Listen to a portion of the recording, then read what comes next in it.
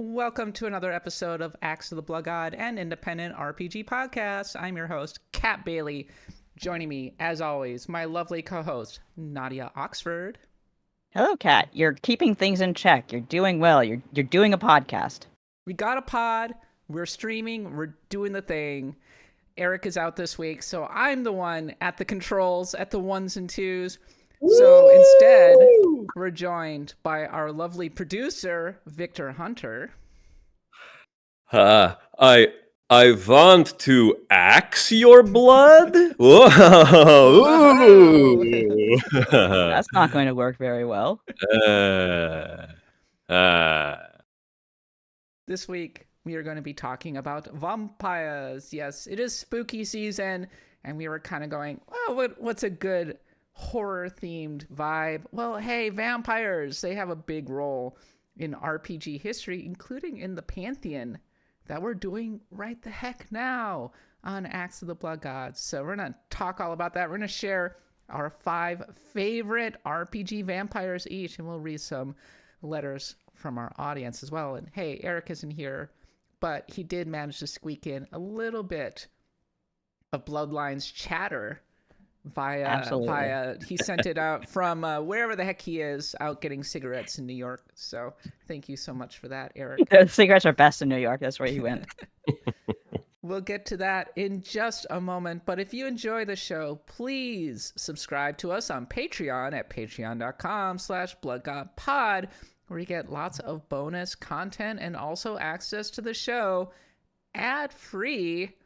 We're doing a Pantheon of the Blood God deep dive into Shadowheart's Covenant this month, an RPG we've never talked about, but we'll be talking about a little bit in this week's episode, so you can please look forward to that. And just recently, we did our first ever Pandemonium for Sonic Chronicles and the Dark Brotherhood, and I'm sure that was an absolute blast, right, Nadia? It was dark as the Brotherhood. It truly was. So once again, go support us on patreon.com/bloodgodpod. And Victor, before we go on, Final Fantasy 11. You've been doing yeah, baby. So as part of our summer Trans Lifeline charity live stream, one of our goals was that I would stream a playthrough of Final Fantasy XI. Now, not just any kind of playthrough. This is a community playthrough. So if you are listening to this right now, it is not too late. You can join us over on the Discord. Either it's $1 on the Patreon will get you into the Discord, or we are streaming on Twitch. We have officially entered Rise of the Zillart, which is the first FF11 expansion. We had a very exciting, eventful run through the Den of Rancor, and we had a very exciting fight with the Shadow Lord. Ooh, I know him. Do you really? Maybe not. Now, This is actually a very educational run because 14 will be running into 11 quite soon. Yes, this is all in preparation for the new Alliance raid in 14, Echoes of Vana'diel. So if you're one of those people who goes around saying, "Oh yeah, I've played all the Finals Fantasy," and yet you tend to leave out one Roman numeral for whatever reason, this is your opportunity to hop in with a lovely group of people who are playing through it. Everyone is sharing notes, Tower of Druaga style over on the Discord, just trying to figure out how to get through. And honestly, the overwhelming reaction has been it's a lot easier than I thought. You know, it's a lot of people saying, "Oh yeah, no, this isn't that bad. The grind isn't crazy." For reference, we got through the base game and defeated the Shadow Lord after about 25-30 hours. So pretty good. That's FF11 is a RPG. That's below average for a Final Fantasy these days. So Yes, FF11 is people are talking about how they didn't realize how historically significant it was, and as they're playing through, they're sort of realizing, oh yeah, this is an important part of not only Final Fantasy history, but just RPG history in general. I highly recommend it. So come on over, come play 11 with us. It's easy to get caught up, and I would love to have you, and so would the rest of the community. I love that you call it Except 11. Yeah, that's a good name for the stream. Yeah. There's I have researched a large number of top Final Fantasy games of all time, or best Final Fantasies ranked, or whatever. And suspiciously, people who know better are just sort of kind of leaving out major titles in the main line. And I just think that's, come on, if you're gonna call yourself an expert of Final Fantasy or an authority on the subject, you should probably play the one that has persisted for 20 years with an active player base and has evolved just as much as the rest of the series has mechanically and design-wise. It still runs on subscription, so it's got to be good enough that people find reason to keep playing it. Oh, yeah. So I understand. If I had the time, I would absolutely. You do. You do, Nadia. You do. Nadia, you have 25 hours. I'm wrapped up in metaphor. It's true. I've got 2 great RPGs that I'm playing right now, and I'm just like, yeah, let's go. Both juggling. Yeah, juggling. Exactly. All right. Let's now move on to this week's main topic, which is Best RPG Vampires, in which we're going to be choosing our 5 favorite vampires each. And we have a pretty good spread here. I don't see Nadia's list. I'm sure that I wasn't sure where to put it. Where was it? It's in the notes, in the notes.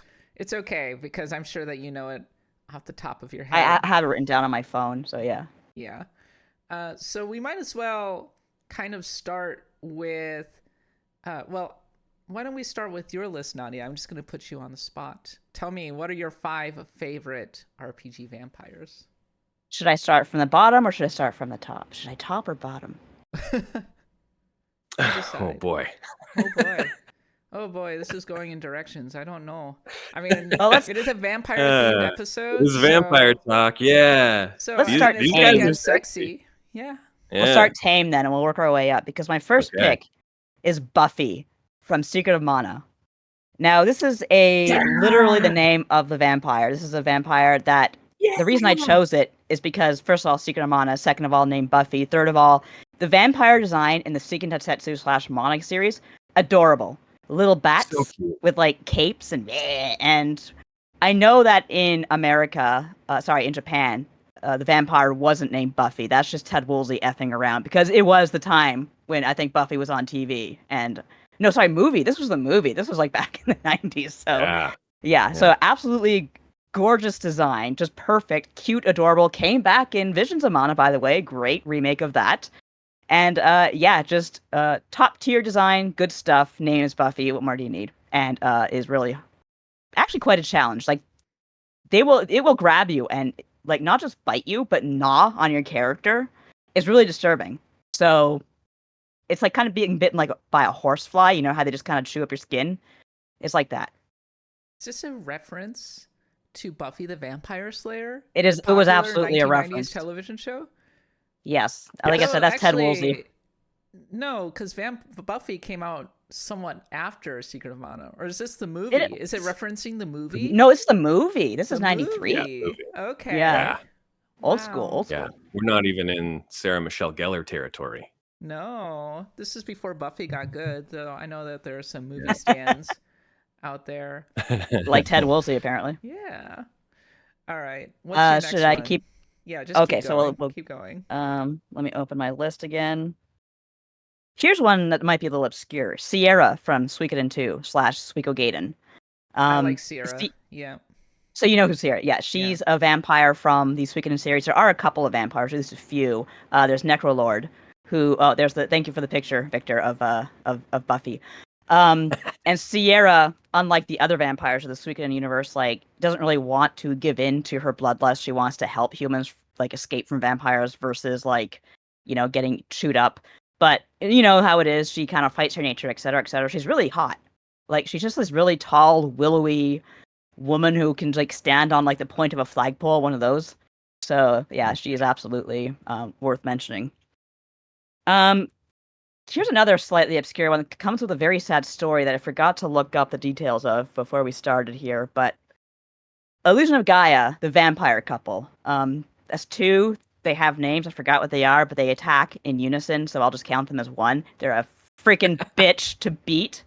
You're supposed to be able to find the upgrade for what's Frieden is the warrior you turn into, and you're supposed to be able to fight the bosses with Frieden every single time.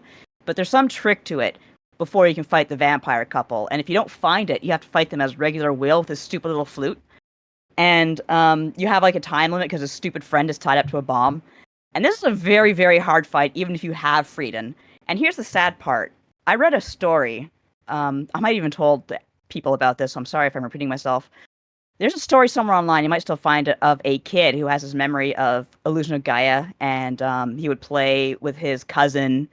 And they were really happy together, and they had a good time. And then they got to the vampires, and his cousin couldn't beat the vampires because he couldn't find Frieden. He can only do it as Will, and he kept losing and losing until finally he just got so angry he just kind of ripped the cart out of the Super Nintendo, threw it against the wall, and then just sold his Nintendo and bought a shitload of guns, and just turned into one of those like real hunting/gun nut sort of people, like the rest of his family.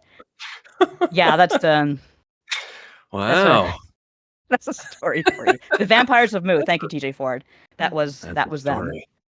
I still have a really hard time beating them. Oh, now the problem boy. is that the next one. I mean, I chose Asterion. How could I not? I think we all kind of have Asterion somewhere. We have to have an Asterion conversation at some point in this one. So. Who? Yeah. Don't give me that, Victor Hunter. You know who Asterion is. Oh, no. But we will talk more about him, and I'm assuming we'll talk more about my number one pick, who is Alucard, half vampire. I'm counting him because there's actually surprisingly few vampires. Spelled backward. I know, right? How could his father ever find out? I'm not like you, Dad. I'm Alucard. I'm not Dracula. I learned it from watching you, Dad. I love Alucard. He's one of my favorite enduring characters in any genre and any series, like to the point that I told Igarashi himself I have a massive crush on Alucard, and I ship him so hard with Maria. And I said to him, please tell me Maria and Alucard got into a relationship. I'm telling you, Eric Lecard is the descendant of those two. And he wouldn't confirm it, but he wouldn't deny it because Eric Lecard has the Alucard spear. So it was passed down to him how and why. And Eric Lecard is a magic user, which is not exactly Sypha is a magic user, and that's pointed out. So it's not an extremely common thing in this universe. But Alucard, I love how he just dyes his hair and calls himself Alucardo in the future. Like, yeah, dude, good disguise. You're not fooling anybody. Aricado.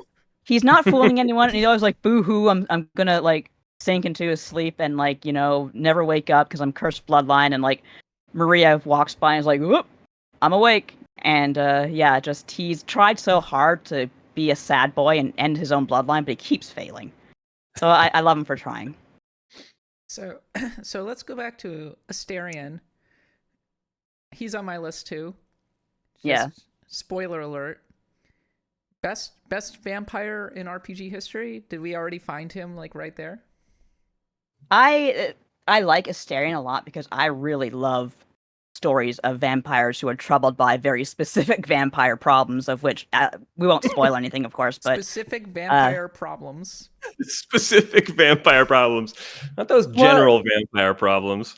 One of my favorite vampire depictions is Cassidy from Preacher, because he starts off the series like this like happy-go-lucky Irish vampire who's like just has a joke for everyone, and you find out later like he has drawn a lot of people into like abuse and drug addiction and stuff like that because he doesn't have to worry about the after effects that humans have to worry about. He gets addicted to heroin is bad enough, but a human gets addicted to heroin because they're a couple, and he's responsible for that. He's just like you find out he's a coward who can't handle the fact that he's immortal.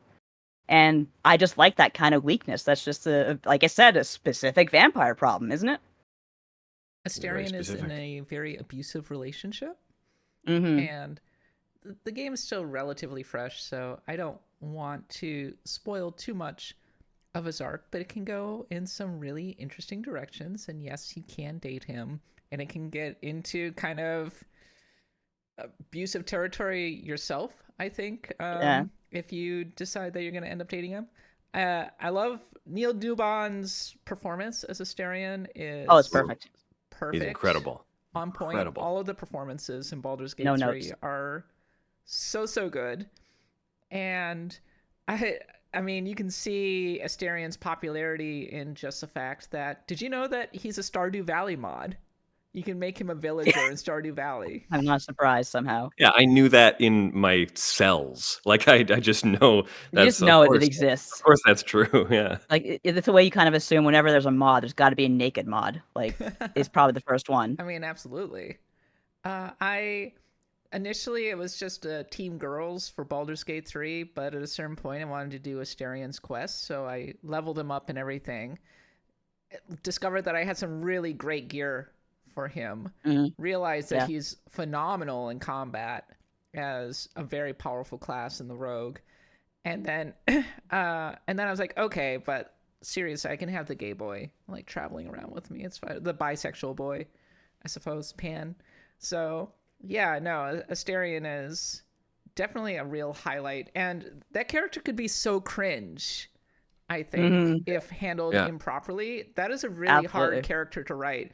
And the trick, I think, is that he has a lot of bluster and he makes fun of you and he's kind of mean, but secretly has a really good heart, and also a lot of pathos, a lot of sadness. And I like a good sad vampire. Yeah, sad vampires are irresistible in a way. Sad vampires. It is not hard to write a bad vampire. And the fact that it's one of those things where, like, I don't know, in a fantasy game in 2023, being like, one of your party members is going to be a vampire and he's going to go through vampire things, and being able to do that interestingly and freshly and with in a way that people will still resonate with, that people aren't going to find corny or cringe, is very impressive. And like you say, part of that is due to his performance. Like, it's incredible. Darling. Yeah. Vampires are such a fun RPG concept as well. They're phenomenal monsters. Yeah. They're fun to fight against. They can be a regular monster. You fight vampires in like Valkyrie Profile, or they can be big boss type characters. It's fun to be a vampire in an RPG because you can transform into things like mist or wolves or bats, and the sucking the blood conceit is interesting. The moral conflicts of being a vampire are interesting. It's all perfect RPG material, no matter what kind of RPG you're playing. Also, introducing a vampire into a world automatically tells you a bunch of things about that world. All of a sudden, there is a morality that is true to this world, or there are things that can happen to one that can turn them into vampires, and all of a sudden your brain sort of starts filling that in, and you know, how they do it is always going to be unique and interesting and say something about the world. So I don't know, it's one of those things that kind of just is shorthand for a lot of stuff, and I don't know. Yeah, like a subtext is for cowards. A vampire can be like a stand-in for so many metaphors. Like, I'm sure there's gotta be 50,000 like I am gay, also a vampire kind of stories that about just the bodily transformations, as you said. Here's something I find very interesting. Depictions of blood drinking in games. It's like, even in like kids games, no problem. I just mentioned like Secret of Mana, but you might have noticed that in cartoons and whatnot, it never happens, or very rarely happens. Victor, I don't know if you remember. You've got to remember Cyber 6, the cartoon. Oh yeah. like I was part of that fandom when it first came out, and so we actually talked to the developers of the show who were in Japan, and they said apparently, like, if you remember, Cyber Six drank sustenance from tubes that came out of like the fixed ideas. In the Brazilian comic, she was literally a vampire. She drank sustenance from people their necks. But the people, I don't know if it was Toy who did the animation for that cartoon, but apparently, like they told us on the message board in the West, depictions of sucking blood are very taboo, and that's why you won't see it except in certain, obviously some TV shows for the older people. It's fine, but like in kid stuff, you don't see it. I just found that very interesting. I've been watching What We Do in the Shadows. I am in I've heard it's season good. 4 right now. Nadia, Great I think show. you would really like What We I Do probably in the would. Shadows. You would like it quite a bit. Yeah. There's a character literally named Nadia, and I think That's how my energy, European grandparents said my name, Nadia. big Nadia TMS. energy in Nadia. But even TMS did Cyber 6, by the way. Oh, it's TMS. Okay. TMS, yeah. Yeah, it looked really nice. I was so mad when America butchered that cartoon. They have so much fun with vampire tropes. Kristen Schall's in it, and I really enjoy the concept of vampires. I watched True Blood a few years ago, and that's it's okay for the first couple seasons. Yeah. As kind of a bodice ripper romance set in the South, etc. But I realized that I really enjoyed learning the lore behind the individual characters. I find the concept of immortality and, oh, you've been alive for 2,000 years. What was that like? What are the particulars of your vampires in this world? I go to school because I have to blend in. Are you sparkling? I'm sparkling, dude. I shouldn't make too much fun of Twilight. Like, I don't know if you've seen ContraPoint's video 6 months ago. I think it went. It was really good. Yeah. It's excellent. I recommend it. It didn't really change my mind on Twilight, but it made. Oh no, it's terrible. It's an interesting reading of the series. I read the whole series. Everybody's nostalgic for Twilight now, so. But one thing. Floats your boat, dudes. I am of the opinion that if you make it so your vampire can walk around in the daylight, you're cheating. The Daywalker. Are you telling Blade that he's cheating? You're gonna go up to Blade and say, Yes. "Sir, you are cheating." Oh, I wouldn't do that. I wouldn't piss off Blade. Okay, Blade is an exception. Blade's okay, but Blade operates solely on the rule of cool. So that's true. Yeah. So I'm not too fussed about that one. Astarion can walk around in the daylight, but that's only because he has the tadpole in his head. Oh, that's right. Yeah. Yeah. I liked Adventure Time, Marceline, the vampire queen. She had this adorable little umbrella that she would carry around. Or just a big hat. Big hat. She always had the big sun hats. Big floppy hats. Yeah. I also like the conceit of what happens when somebody becomes a vampire early on. So in True Blood, there's an entire plot line where a character gets turned into a vampire. And when you get turned into a vampire in that universe, you're sort of a teenager and you're very lustful and you want to drink so much blood and you're extremely vulnerable. And there's probably a solid chance that you're going to end up getting killed early on because you take ridiculous chances. And so watching that adjustment of, wow, I got an entirely new life where now I can only exist in the darkness and I have a thirst for blood and everybody sees me as a monster and I guess I'm going to live forever in this body is interesting to me. It's a good storytelling mechanic, I think. EJ Ford asks, does Vincent Valentine count as a vampire? I think he's definitely supposed to have that. Sleeps in a coffin.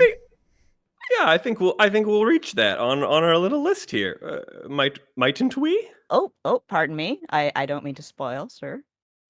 We'll talk about him in just a second. And in fact, Victor Hunter, which by the way is such a vampire hunter name. That's an extremely Helsing. Oh yeah.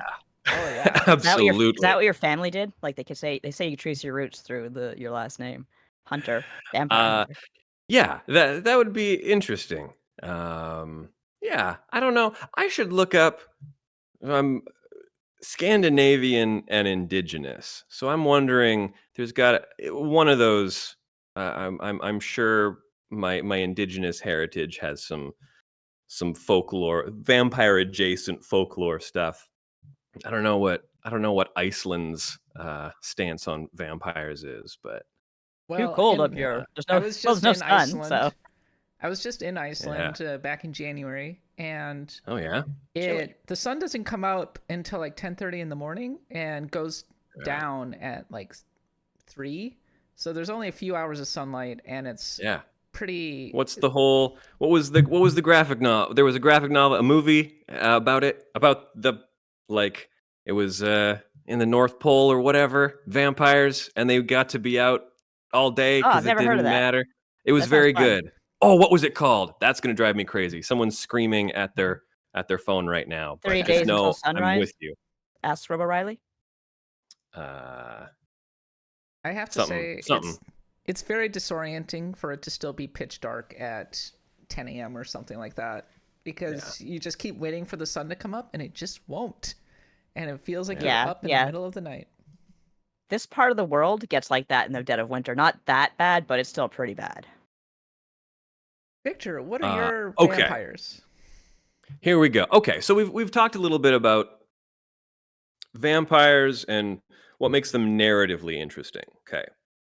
But this is a video game podcast. We got to talk about what makes vampires mechanically interesting. And I would be doing a disservice to the Final Fantasy XIV community here at Axe of the Blood God and our Axe of the Blood God, Blue Mage Knights, if I didn't mention the Bravely Default's vampire job. I forgot that existed. There's so many jobs, I can't remember them. There's so many jobs, but this one is the only one that is essentially a blue mage, right down to having classic blue mage skills like White Wind and things like that. Now, a vampire matches blue mage perfectly. We You're all right. know blue mage is my favorite job in Final Fantasy because it's the best one. But vampires, you get to suck out the life force of your enemies and gain their powers. Now, there's not a ton of spells in Bravely Default that are the vampire specific ones, but they are very cool and very interesting. Also, the costumes are great. The guys basically Yeah. dress in classic. They've got their cravats and their capes. And And then Nosferatu look. and then the girls are in belt dresses and look like little goth freaks, and Little I goth. love it. You can always tell when the goth freaks design a game. Good for them. Yeah.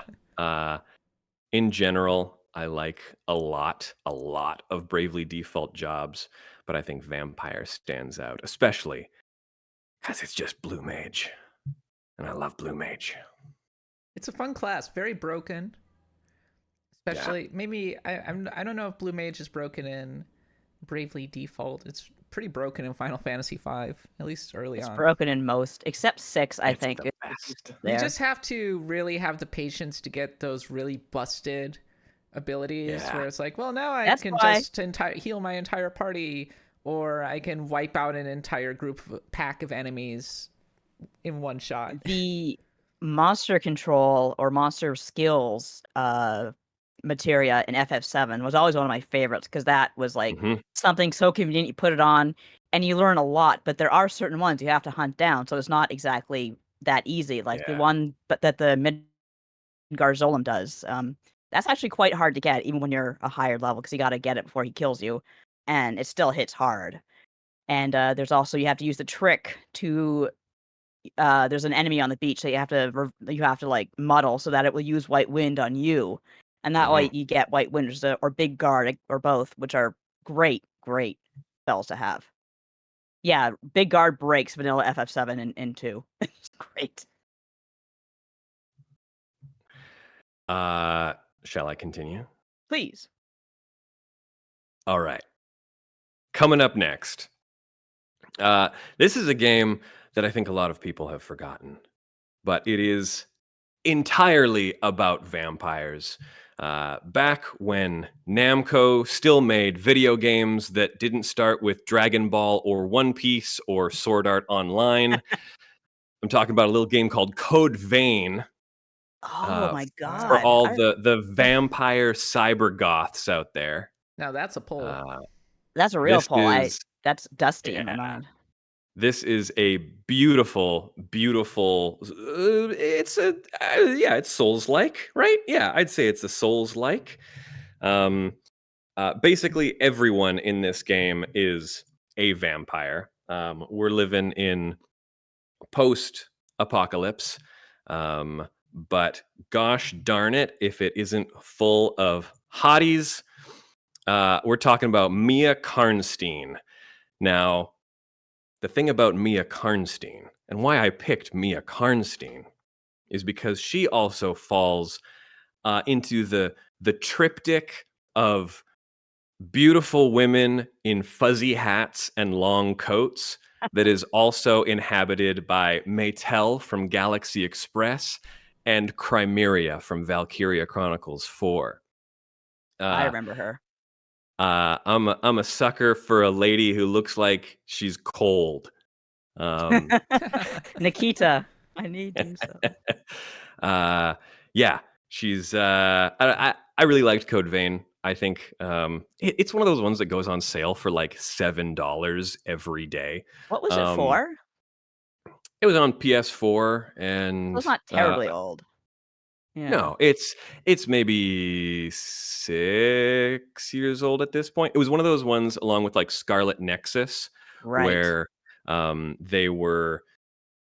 Bandai Namco was still trying to make original RPGs, but part of it was also like, okay, what is the next Tales studio going to look like? So a lot of Code Vein and Scarlet Nexus people went on to do Tales of Arise, which was a great game. Yeah, Classic. this Code Vein's great. Give it a try. It's always on sale, and it's cool. And the character creator is bonkers. Oh boy, can't resist a good character creator. Yeah. All right, coming up next. Piggybacking off of our Shadow Hearts pantheon this month. I'm not going with Covenant. I am jumping over to my personal favorite from the New World, which is a ridiculous. It is more comedy than horror by every metric. But one of the through lines between the Shadow Hearts games is the Valentine family. And the representative for that family in Shadow Hearts 3 is Hildegard Valentine. Now, she is a vampire who you meet after she crashes her airship. This is alternate history America. Okay. I dig it. She crashes her airship into Roswell, New Mexico. And the researchers there decide to capture her and experiment on her as if she were an alien. Now, she's obviously not an alien. But your party gets there. They have to rescue her. She, again, mechanically interesting vampire stuff. So her whole deal is that she alternates between 3 forms. She has her bat form. She has, oh gosh, what is it called? It's not called normal. I was about to be incredibly fat phobic. But she has, I think she has, it's slim mode and curvy mode. And curvy mode puts her in a high attack state, and slim mode puts her in a high magic state. And then she has her bat form. Now, in any of these forms, she can absorb the enemy. She can bite them or eat them. And depending on her caloric intake, you alternate between slim and curvy. Wow. Wow, this is someone's fetish. I'm not kink shaming. 100%. Yeah. And good on them for working this into their video game so expertly. I think it's incredible. Thing just becomes a mechanic in an RPG. Just brilliant, unabashed. Also, she's sort of the character in your party who considers herself the heroine of the story. So there's she's one of the comedic characters in a cast of comedic characters. But I like her a lot, and mechanically she plays really interesting, It does sound and interesting, also even if it's very kind of cute. weird.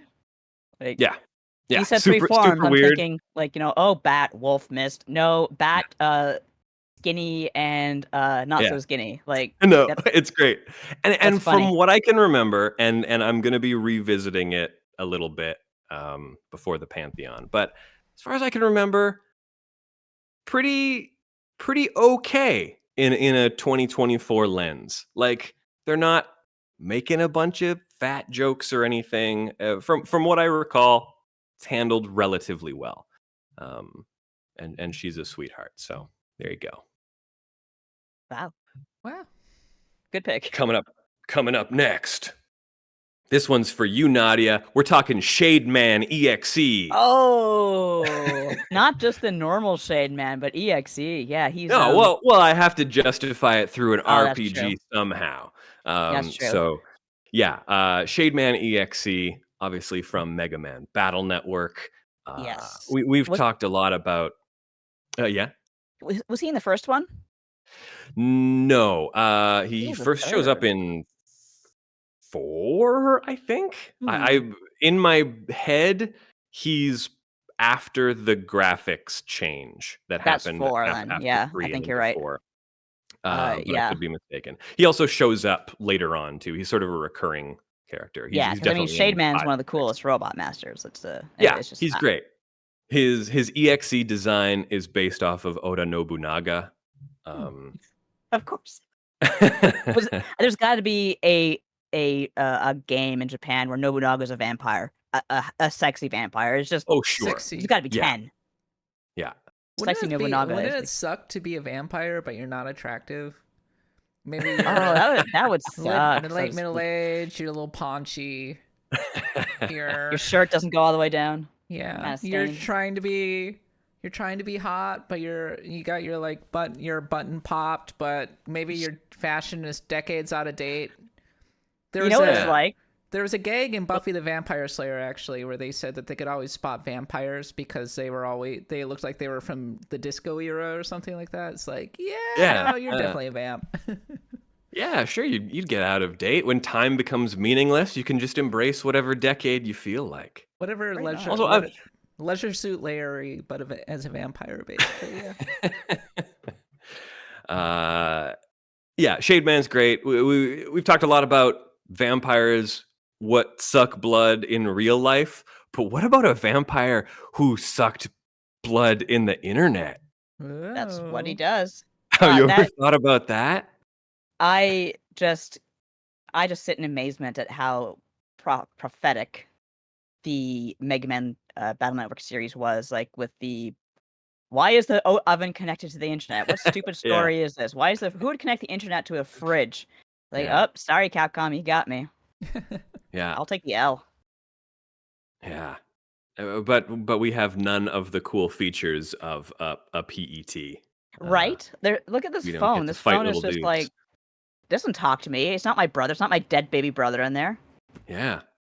That's a reference. Spoilers from Mega Man Battle Network. You'll get it someday.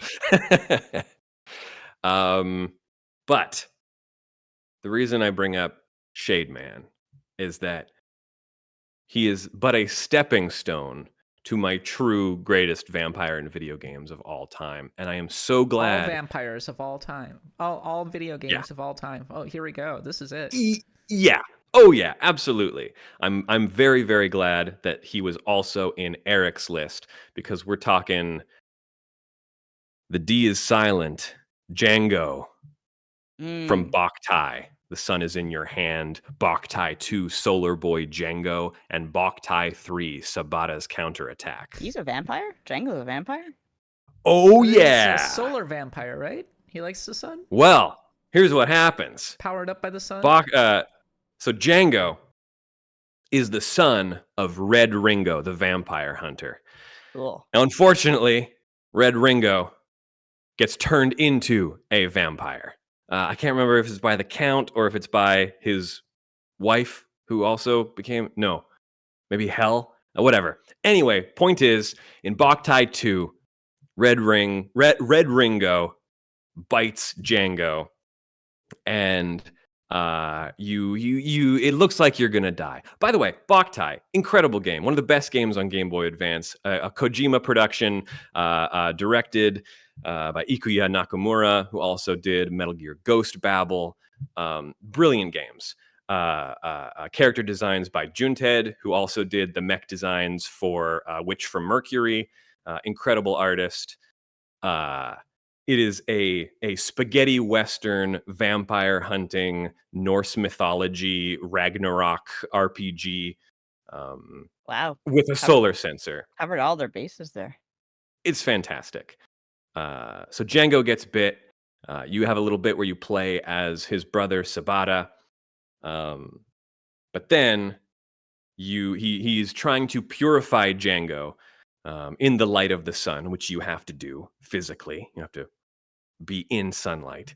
But the purification goes wrong, and Django is forever cursed to be a vampire. But you're able to alternate between your human and vampire forms. This is where mechanically Boktai 2 is incredible.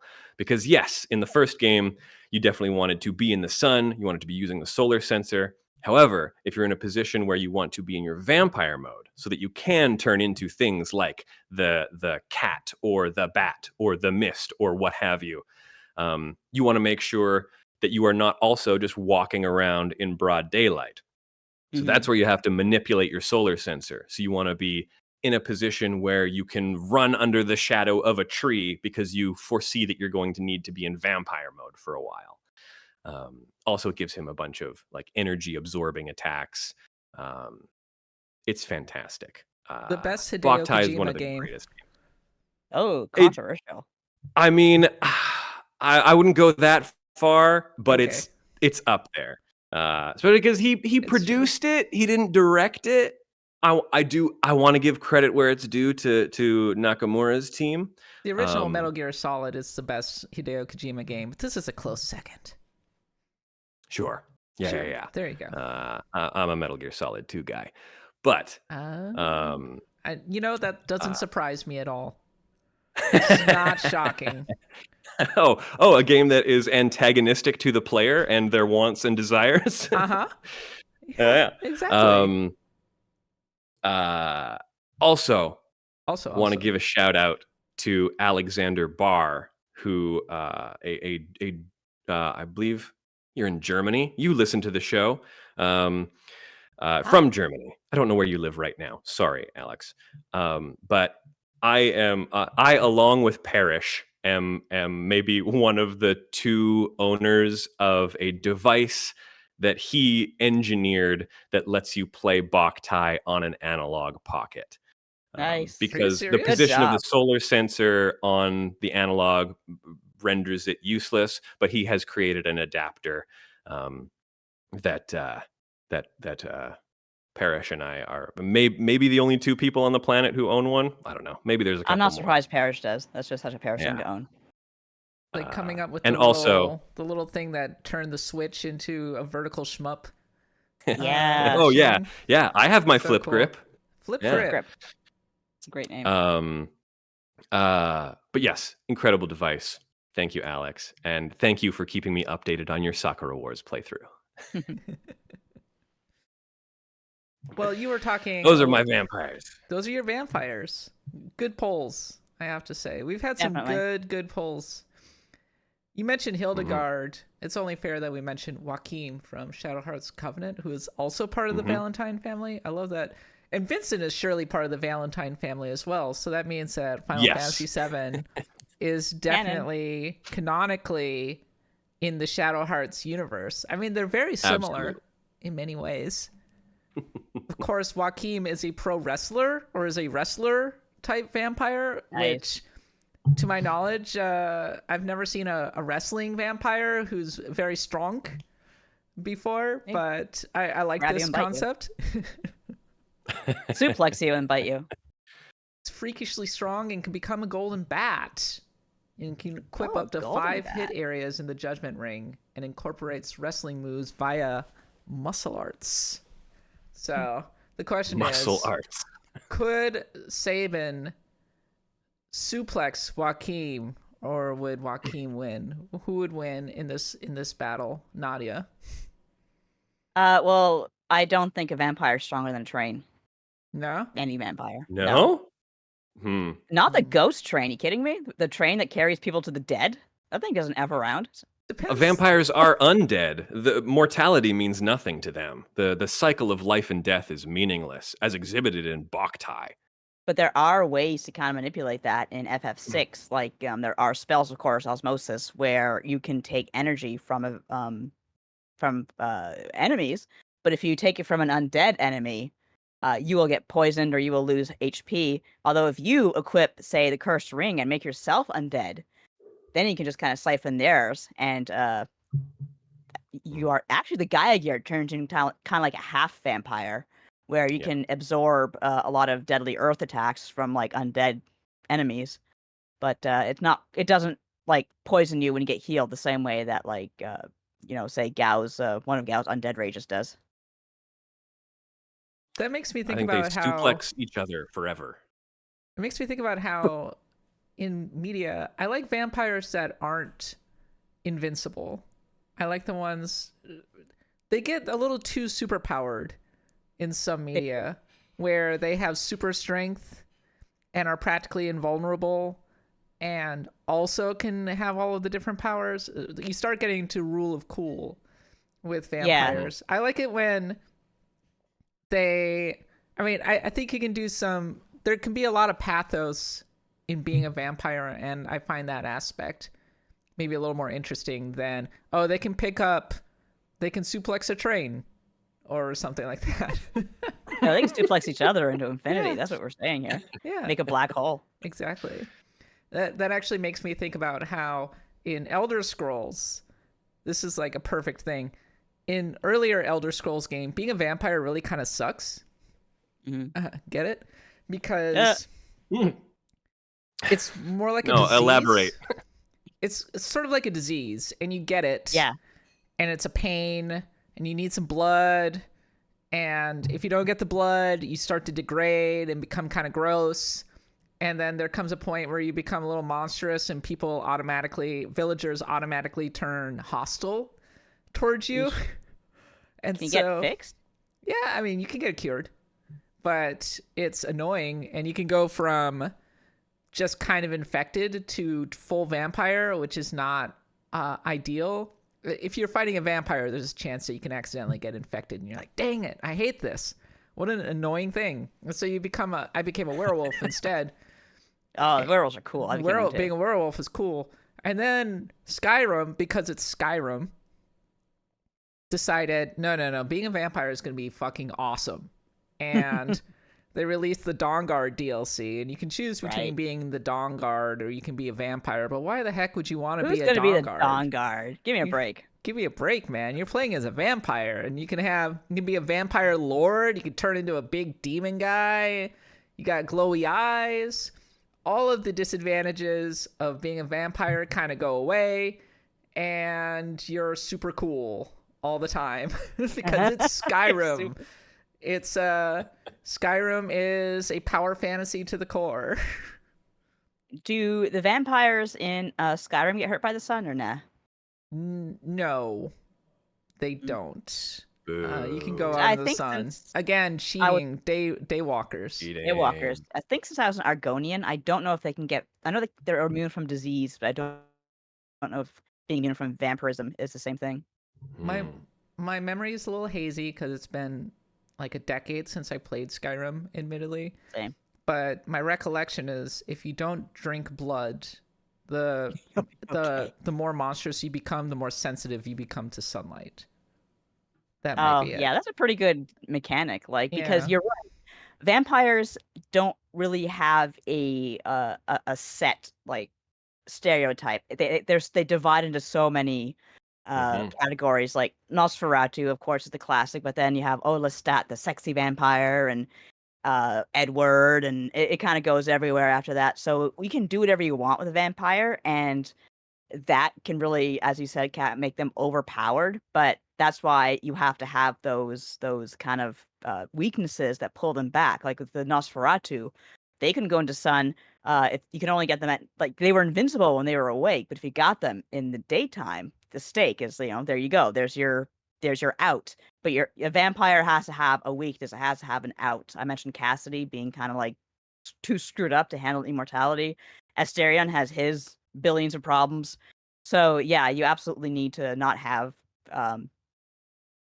god vampires. Although Edward is just a god vampire and he did fine. I don't know what people want. That's why you're kids, because If you're you can stupid. walk out in the sunlight, you're cheating. Cheating. Part So of the appeal of the vampire is you're a creature of the night and you're sad all the time. I've tried so many times to write a vampire story. I just end up giving up because I just can't seem to get it right. I'll get it sometime. In What We Do in the Shadows, Nandor is great because he is a former conqueror who had 34 wives and all of that, but he is definitely the saddest out of all of them and is undergoing something of a midlife crisis for a good chunk of the show. But he's a vampire. He's immortal. Yeah, you can't get a date though. Oh, that's a very long. It's kind of a problem for him. One thing that comes up actually in FF14 that I find extremely interesting is the dragons in that series are extremely long-lived, and they have to have a companion or else they'll go insane. So with vampires, it might be interesting, like, you have the same thing. Like, I need a date. Dear God, I need, like, someone to be with, because the longer you are alone in that kind of, like, span of time is probably going to mess you up. Ooh, is Doctor Who a vampire? Is he a vampire? No, he's a Time Lord. No, he's a Time Lord. But he has to have companions or else he goes insane. Oh, okay, I see. Yeah. And he lives a long time. What can I say? And sometimes the stories get boring because he gets too powerful. So they have to kill him. Yeah. They figure out a way to nerf him a little bit. Cut off his legs. A few other interesting examples of vampires in RPG history. In Darkest Dungeon, there are vampires, but they're horrible mosquito monsters. Ooh. Yeah, I don't like it when it goes in the bug direction for vampires. It gets kind of gross at that point. When it starts leading into the blood, that's one of the things you have to kind of consider is, like, how much do you want to lean into blood with vampires? Yeah. I am prone to fainting if I see blood. So I have to, especially if, like, an artery or something gets cut, I'll faint. Like, I will faint. I'm sorry. I can't control it. The video game Vampire is an RPG from Don't Nod. We haven't really talked about it that much on the show, but it's kind of exemplified by Dr. Jonathan Reed. He pops up on a lot of different lists. And hey, if you're a vampire fan, VAMPYR, let me know. I want to hear your thoughts on this one because I haven't actually played it. And then there's Valva Torres from Disgaea 4, who has given up blood and is instead a notable sardine eater. That's an interesting replacement. Sardines are good. I'm not a fan. Not a fan of oily fish. No. Anchovies. My husband is. My husband's like a big fan. Yeah, give me a weird little fish. I love them.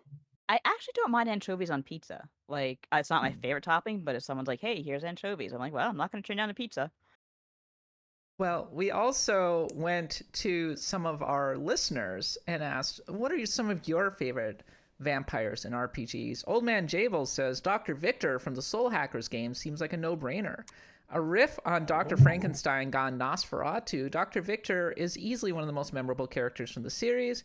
Dude is practically chewing on the scenery in both games, just an absolute delight of bombast and excess. Liana Hafer. He's great. Liana Hafer shouted out the Bloodlines games, and so did Eric Van Allen. Beckett Strauss and the Vorman sisters. The Vorman sisters come up a lot, and we haven't even mentioned them. If you haven't played Bloodlines, there are two vampire sisters. One is kind of the promiscuous one, and the other one is the business one. She wears glasses. Oh, that's how you know. When we decided on this topic, I considered putting Jeanette Vorman in my list, but realized I didn't know her name. So I had to look up sexy lady from Vampire Bloodlines box art. Because that's all I remember from being in EB Games and seeing. Yes. Popular enough to actually be on the box art. One of the better, more realized quest lines in Bloodlines, the one that everybody remembers, which is sibling rivalry, and just kind of classic RPG characters all around. Liana also says that it just also throws in a vote for Vincent being a vampire, created by Shinra, I feel like obviously. He's a self-inflicted vampire. Like I don't know if any of his monster forms can kind of absorb energy or drink blood. I don't know. Even if they can, like, no one said he had to sleep in a coffin. He just does, because oh no, He's the into it. Crutchia. Yeah, he's the guy in high school who tells you he's a vampire. He's one of those guys from the Blade universe who hangs out on the fringes saying, "Oh, please bite me. I want to be a vampire." Yeah. I'm goth. I'm cool. I'm with it. Vincent is one of the parts of Final Fantasy VII Rebirth that I like. He's well done. He's really funny. He's fantastic. There's stuff I want to talk about with Vincent, but I feel like I'd be spoiling it. So maybe if we ever do a spoiler cast around Rebirth, I'm sure we talk can. a lot about it. I can talk a bit about it. But Liana says even if he's not textually a vampire, he's in every way spiritually a vampire. Mm-hmm. And I agree. Yeah. Eric mentioned, in addition to the Vorman twins, Cain, a taxi driver. This is where vampires start getting into biblical territory. So in the Bloodlines lore, Cain is cursed to be a vampire because he killed Abel. And so he's wandering the earth and is the ancestor of all vampires. And people think that this cab driver is actually Cain because, Cain's wandering the earth. Taxi drivers wandering the earth. Get it? The waters of New York City. I get it. Yeah. Vampires drive little yellow cars. He also mentions Cain's name at the end of the hats. game, reminding Smiling Jack that it is the blood of Cain which makes our fate. So a lot of hints that Cain is a taxi driver in the Bloodlines games. Speaking of Bloodlines, very cool game. We sadly did not end up doing it for our top 20 for our Pantheon pick this month.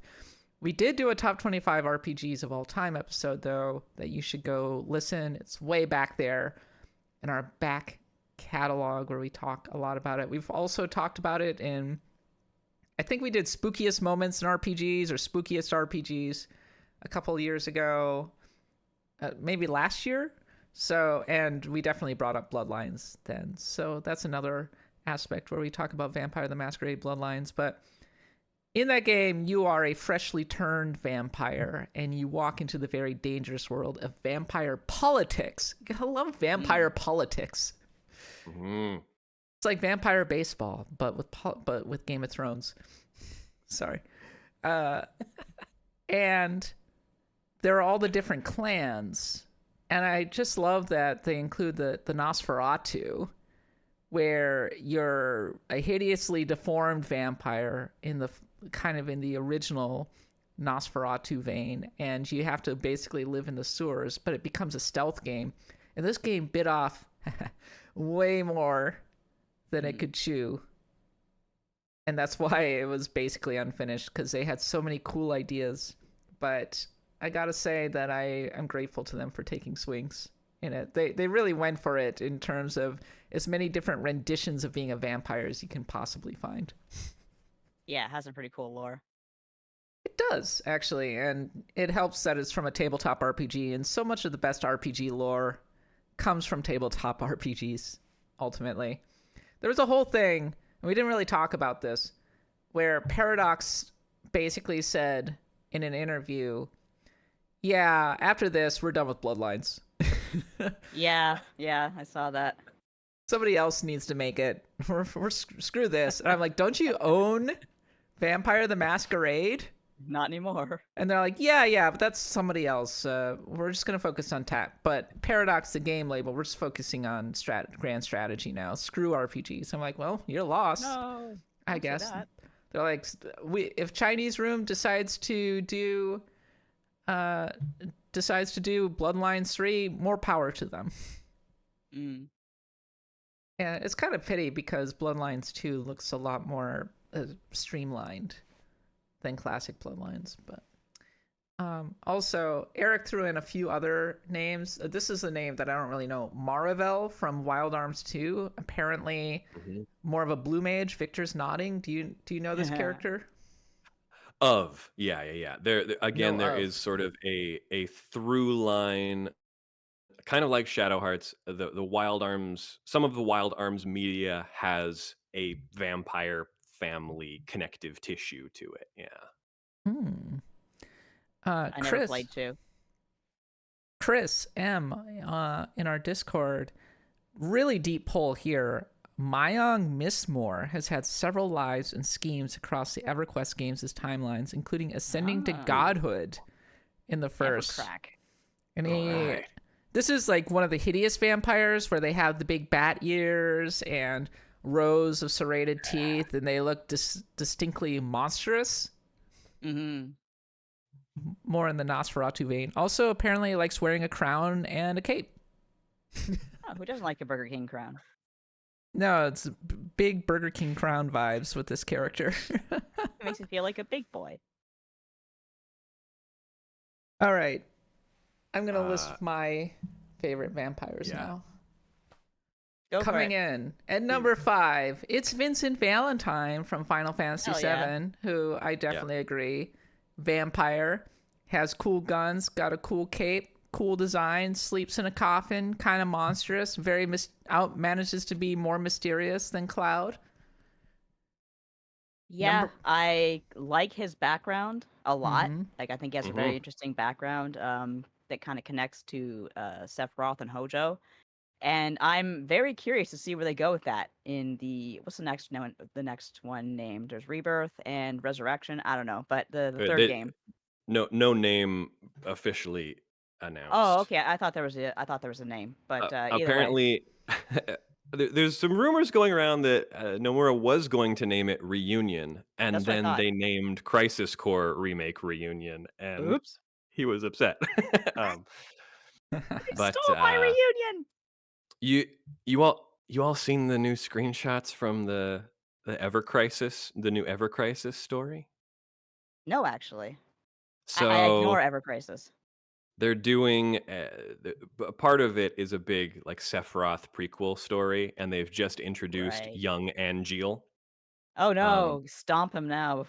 No, Angeal's okay. Angeal's okay. Angeal's okay, yeah.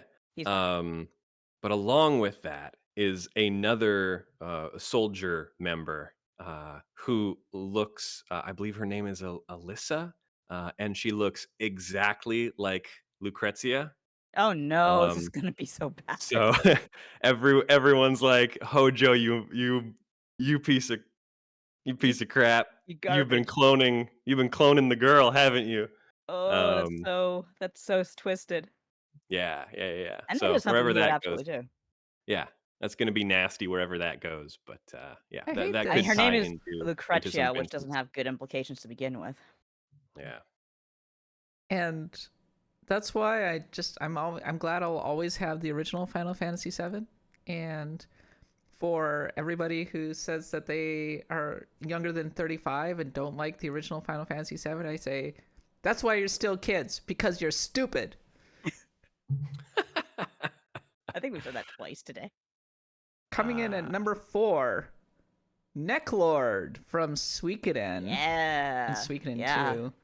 Great. So that was good. I was gonna say Necklord, then I said no, I'm gonna go with Sierra. But, okay. So that's a good pill. They're both great options. Very different vibes for each of them. Necklord is much more of the classical vampire, and is sort of indicative of. Necklord seems like a major villain, but he's actually a very minor villain in this grand scheme of things. But quite memorable in a villainous sort of way. He has a lot of beef with several of the characters, including Victor. I think he killed Victor's lover, and he has the Star Dragon sword. Oh, I'm sorry, Victor. Victor, no. Or yeah, it was Victor, not Flick. I'll be coming for his neck, Lord. If he touches my lady. But yeah, there's a scene in Suikoden 2 where Victor, with a K by the way, goes absolutely crazy on Necklord and just has this long rant about what he's gonna do to him, and like, I'm gonna bury you and dig you up and piss on you, and I'm gonna bury you again, and whatever else I do, I'm just gonna kill you. And it's actually a really funny rant. It seems like a wasted opportunity to have a vampire named Necklord It is and not a good name. not have a bunch of jokes about giving out hickeys. Uh, Like, Oh. they used to call me the Necklord. When I was in high school, and then I gave everyone mono. Yeah, And then I was the mono lord. yeah. Tied at number 3. 2 characters from Witcher 3, Blood and Wine. Mm. It's Regis and Detloff. They're a couple of vampires. Regis how is he a different vampire? He's a very charming guy. In the Witcher world, if you're a vampire and you drink blood, it's a little bit like alcohol. So you try to avoid it. You can get drunk on it, but it makes you feel great if you're drinking blood. And Regis is a little guilty because he, shall we say, overindulged.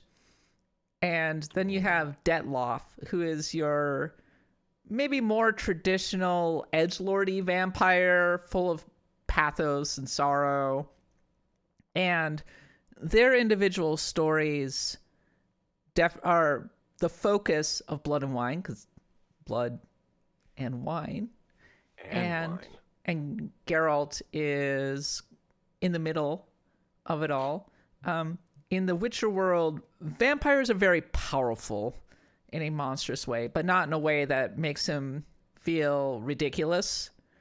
They're just super duper strong and can, among other things, be revived from literally being dead, not being much. They take a long time to regenerate, but they can come back. But customarily, Witcher 3 has excellent writing, and it does a really good job of delving into both Detloff and Regis's backgrounds. And as so many people have said, Blood and Wine is what makes Witcher 3 one of the best RPGs ever made. It's the DLC, ultimately, that really elevates this game beyond, into the top 25, into the highest levels of the RPG pantheon. I'm thinking of making Witcher 3 my holiday game for this year. We'll see. Yeah, excellent. I gotta get it played. I think Cyberpunk is going to be my holiday game. It's about time I finally really dig into that one. I think some weird bullshit is going to be my holiday game. I'm going to find something real dumb to play. Play something normal for a change. Replay Dirge of Cerberus or something. No, don't do that. Why? Why do you hate yourself? Dirge of Cerberus kicks ass. Does it though? Nadia, Witcher 3, it might start out a little slow, but stick with it at least until the Bloody Baron quest. Oh, I'm sure I will. Like, I enjoyed what I played, just I couldn't really get into it on the Switch. It was too cramped. Yeah, it's a little rough on the Switch. Stick with it until Triss and Yennefer show up, and that's when it really picks up. Yeah, and the DLCs are so good. There's a lot to this game. There's a lot to it, but it's a delightful RPG. It's been a minute since I last played it, but Blood and Wine I shotgunned over the holidays and it was an RPG in itself. It was like 25, 30 hours. It was crazy. Yeah. Yep. DLCs are beefy these days. Well, dear listener, what do you think? Do you have a favorite vampire in an RPG that we haven't talked about? Do you have a game that you think does our vampires particularly well? Do you have some thoughts on how vampires are represented in RPGs? We want to hear I about have it. some thoughts. Oh, Victor. Victor, I want to hear your thoughts. Hold on. I have some honorable mentions before we move on. Okay. This is very important All right. because I was banking on being able to predict Nadia's choices a little bit, and I failed miserably. So I do want to shout out Zero from FF14. Oh, I was just thinking, oh my god, like Zero, she counts. God, she's so hot. I want her so badly. Our Zero's for androgynous everyone. queen. Zero is for everyone. She's perfect and beautiful, She's and we all love actually her. has kind of the same background as Blade, where uh, her mother was bitten by a vampire when she was in the womb, so she kind of inherited like those semi-vampiric powers Mhm, that can mhm. kind of save the world. But yeah, I should have. I was sitting here saying, "Ah, god damn it, I should have mentioned Zero." Yeah. Also from 14, Hesperos I was wondering from about Hesperos, but Yeah. God, I love what is it? Here Be Lions. It's such a good song. Yeah. I did predict that you were going to bring up the vampire from the Mana series. So Yeah. there's a little check in the Victor column. I'm winning this episode. Good. um, also, the Vampire Evil King from Okage is the best character design in a game full of some of the best character designs ever. He's fantastic. Soma Cruz. Soma's great. Soma's Um, perfect. I wanted to use Project Cross Zone as an excuse to include Shenko from Darkstalkers because Oh, she I counts. forgot she was in there. Is she the Um, Chinese ghost or? yeah, yeah, Okay, that's the vampire ghost. Okay, so yeah, that vampire. counts. Yeah, yeah, yeah. Gliscor from Pokemon. I don't remember who that is. He's a It's a Pokemon. Pokemon. It's a big Okay, bat. I don't know if I would count him as a vampire though. with He's a Zubat, vampire Golbat. bat. Sure. Golbat's his vampire bat. He's a vampire bat. Yeah, I was gonna say Um, Crobat's more vampire bat, right? Well, Golbat drinks blood until sure. he can't fly anymore. Gliscor is Yeah. a scorpion bat thing. Oh, I know Gliscor now. Okay, I catch like 5 billion of them in Pokemon Go. The ones that Also, laugh. they are one of the most annoying defensive Pokemon in the competitive format. They absolutely are. I almost always use one in my party if he's available. It feels so good to hit one with an ice beam and just blow it out of the sky. Yeah, Love it. yeah. Guy, like a dragon. Pew! And I have two loopholes that I want to introduce. One is through the transitive properties of Metal Gear Acid. I want to mention Vamp from Metal Gear Solid 2. Bisexual One of the vampire. best Bisexual. vampires. Again, not named Vamp because he's a vampire. No one knows why. The way that Snake says that, like, cause Snake's like, his name is Vamp, and he like killed his family and drank their blood, and like, oh, Raiden, sweet child, is like, oh, that must be why they call him Vamp. And the way that Snake fires back, no, Vamp is No, for vampire because no. it's supposed to be bisexual. And he's like, you You stupid idiot! buffoon. How could you not You know? Like, ignoramus. you dumbass. I'm sorry, Snake. But I then, like of course, in Metal Gear Solid 4, you can get the Gundel Soul from Boktai, and it is the only weapon that can directly damage Vamp in the boss fight with him, That's hilarious. which kicks ass. And the final one is I knew I knew that I wanted to use a Dracula. And because we opened up the floor to it because of having Symphony of the Night as considered a part of the pantheon, that opens us up a little bit. So I wanted to make sure we got an important Dracula in here. Now this is from a little Metroidvania made in 2012 by Way Forward. This is the licensed Hotel Transylvania game. Oh my What a god. poll. So I'm You gotta officially change it. inducting Adam Sandler into our list of best video This game. is worse than the 6 Mewtwo's named after Adam Sandler movies. Adam Sandler's a vampire. Put on your yarmulke. Here comes Hanukkah. Those are my honorable mentions. Thank you. I'll accept it. For more energy like this, make sure to check out Charlie and Dropouts, our Final Fantasy XIV podcast.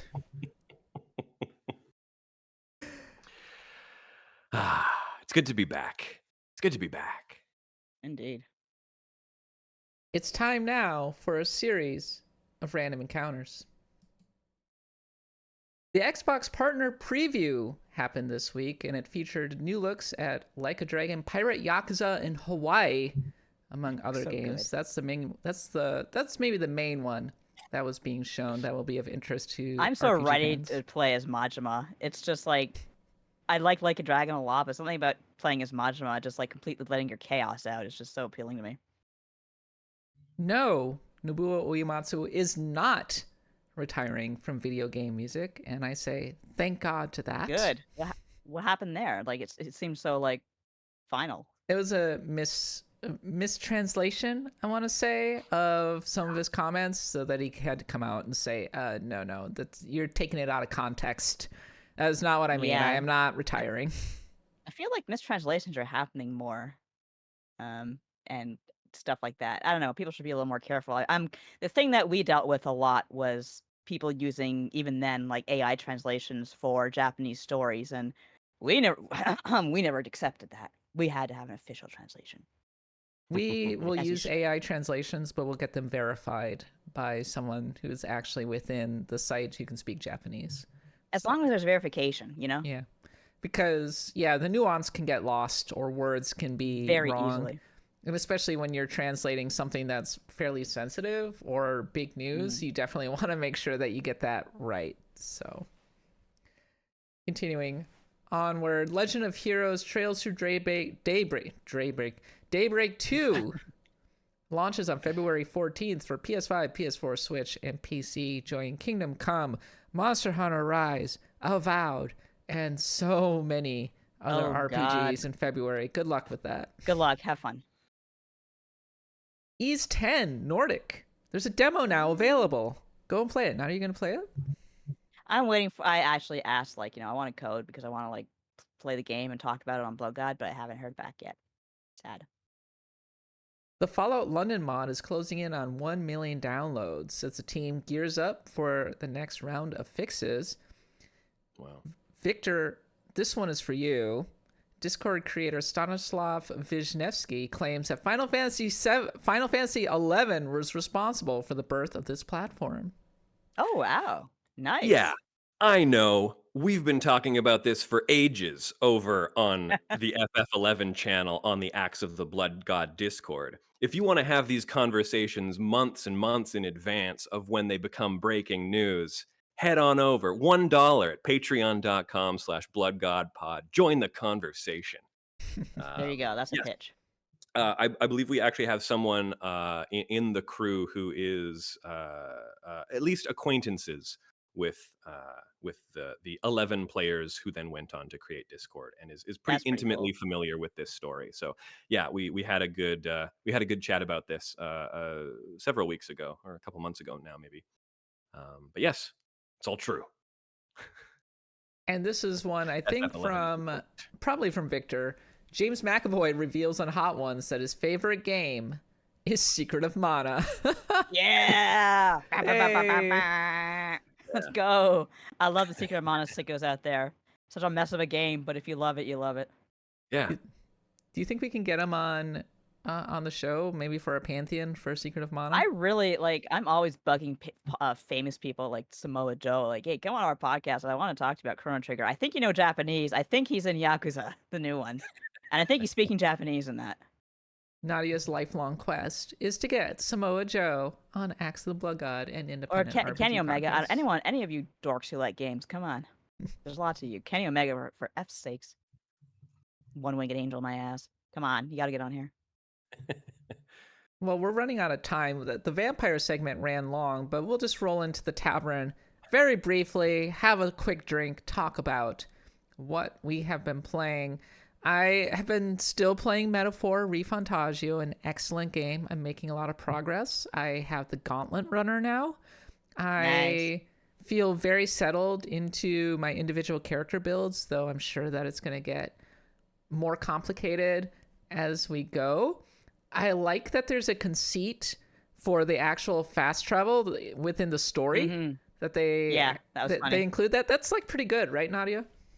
Yeah, like I can accept it. Put it that way. Like it's really interesting because yeah, I'm playing the hell out of Metaphor myself, and it's just you can tell what they took from Persona 5 gameplay wise and made it completely not completely different, but different enough that it really does feel like its own fantasy adventure that does not really run exclusively on Persona 5's clock. But it is definitely familiar enough that like when I started playing, I said, "Oh, okay, this, and this. I remember this from Persona." So I fell into it pretty easily, and then I realized, "Oh, this is different. This is different." Like you get a lot more chances to connect with characters, which I think is really good.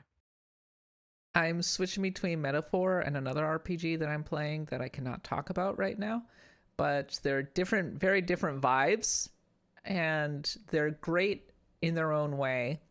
But I like that Metaphor takes, even though it uses a lot of familiar conceits from the Persona games, I like that it seems to kind of take swings in terms of storytelling.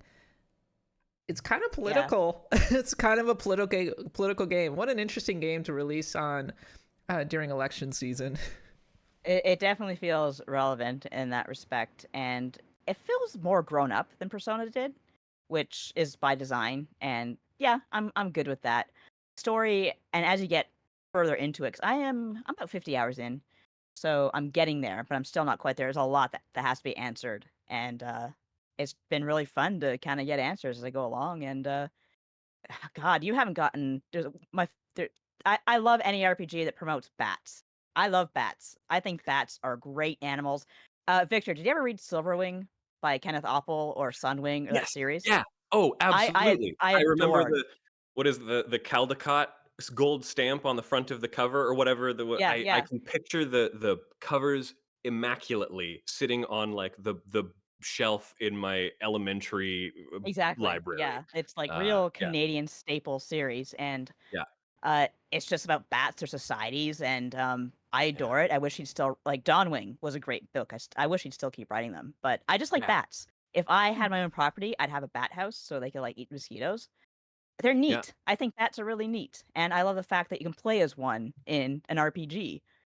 UGFs are just incredible. I love it. Yeah. And what we do in the shadows, they will cry out, "Bat!" and then they'll turn into a bat. Bat, everyone bat. Bat! Very cute.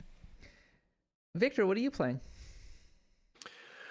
Okay, so as you may be able to tell from the backdrop behind me, I am away from home. Ah, I am working out of town doing a show. I've been very busy. One of the things that I discovered when I arrived at the place I'm staying at is there is no TV here. Oh my god. So everything has been computer or Switch.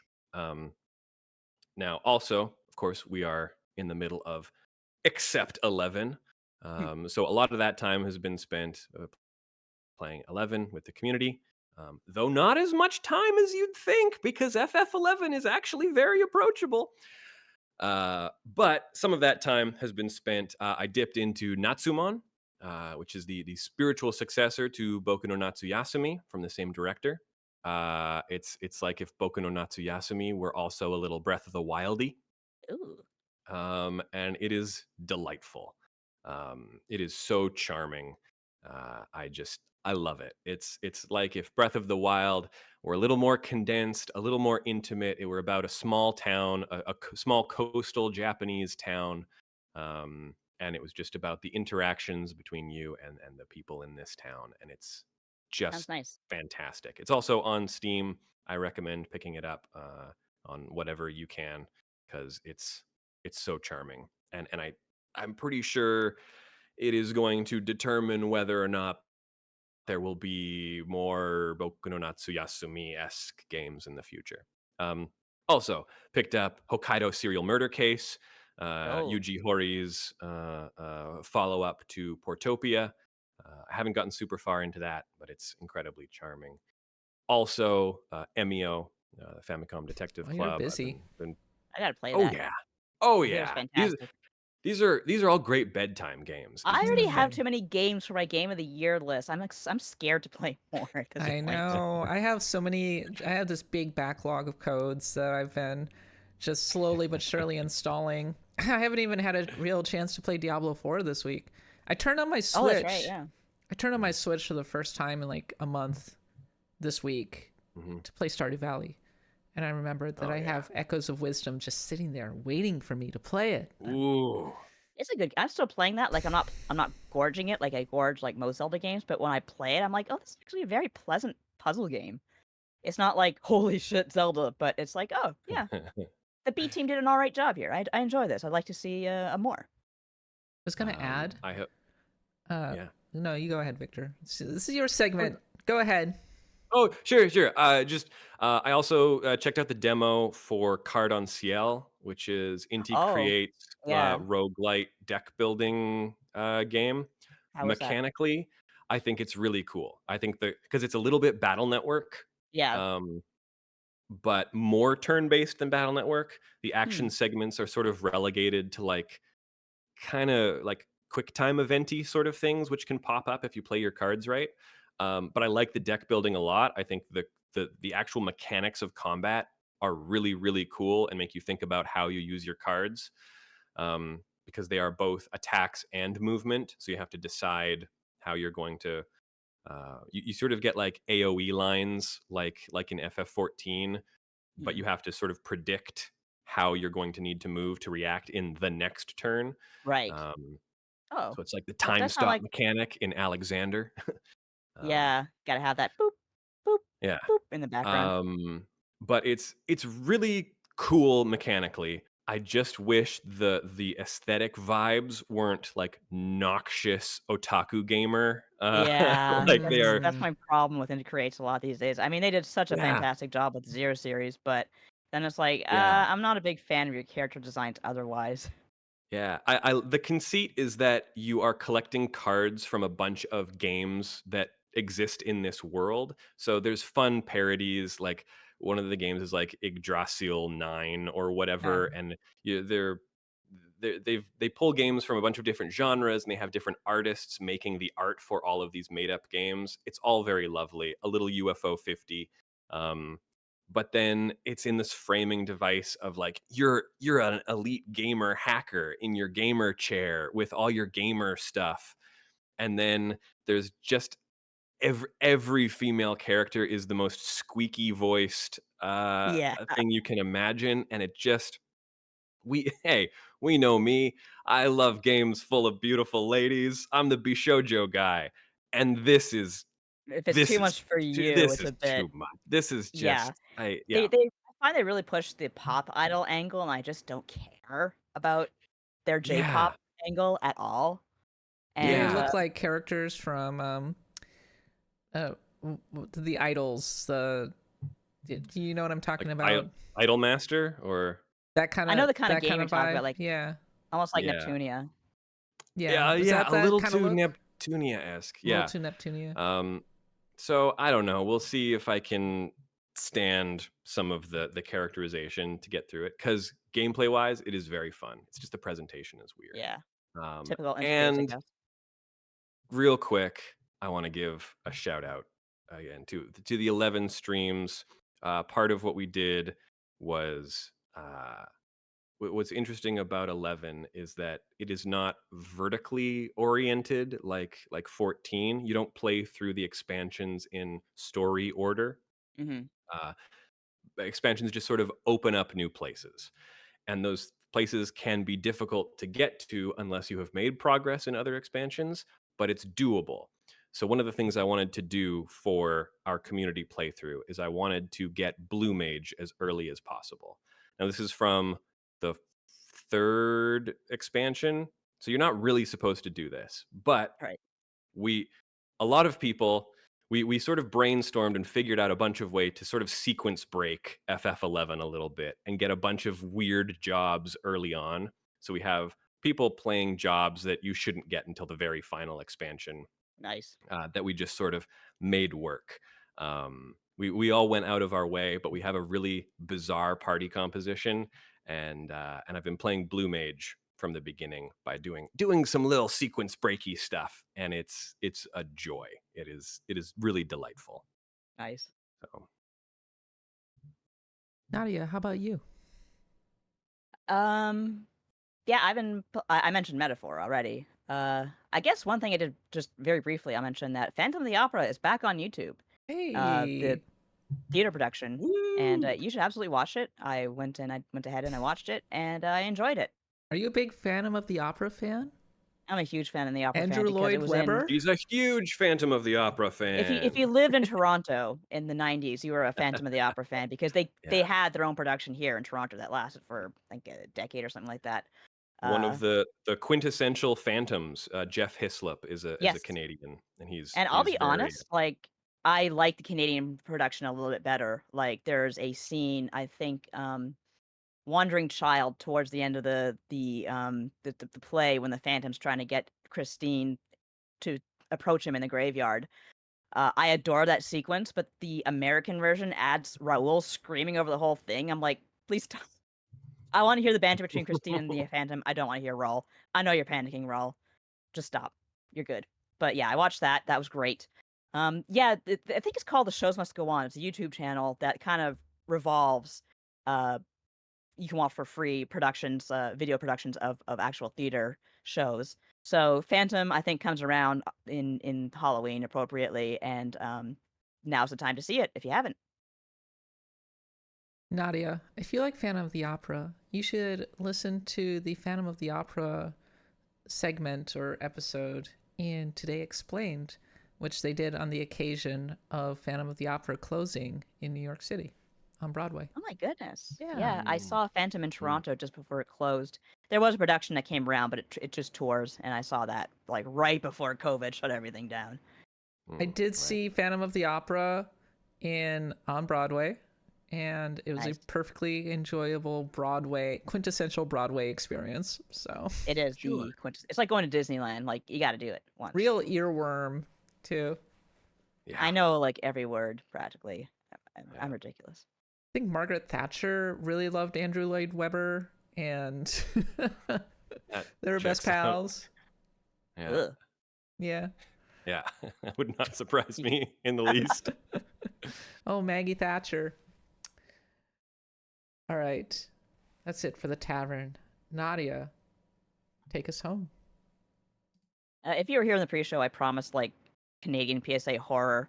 And basically something happened yesterday on Blue Sky, which is very appropriate for the chaotic transitions going through right now.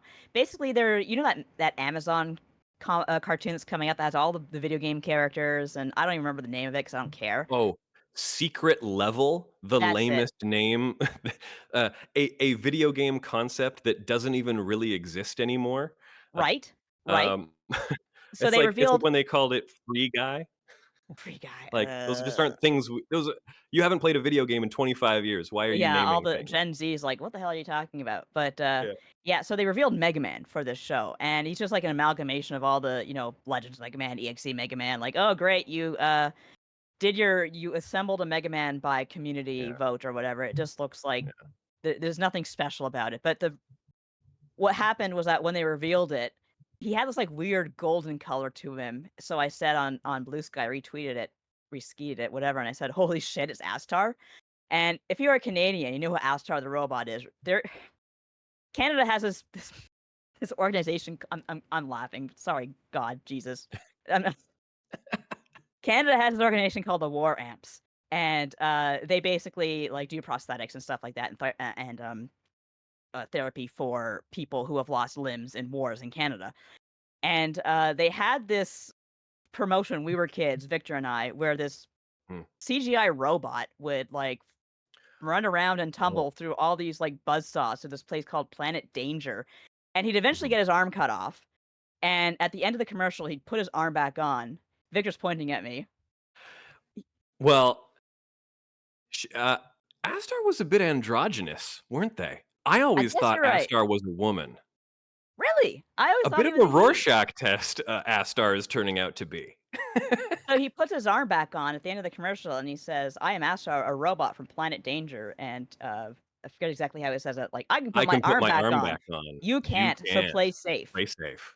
Yeah, so I said that, and then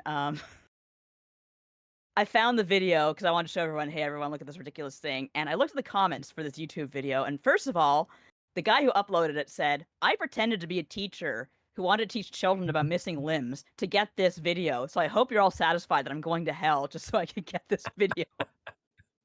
And then someone below that named Adachi Toru 69 with Adachi's logo, Adachi's profile from Persona 4 says, why would anyone live in a planet just made of danger? And it's just such an Adachi question that I lost it. I'm just shrieking inside. And I put that on Blue Sky as well, and someone says, not everyone can pick up and afford to move Adachi. And I'm like, yeah, fuck you, Adachi. Some people are born on planet danger and can't move. So Yeah. that's my pit today.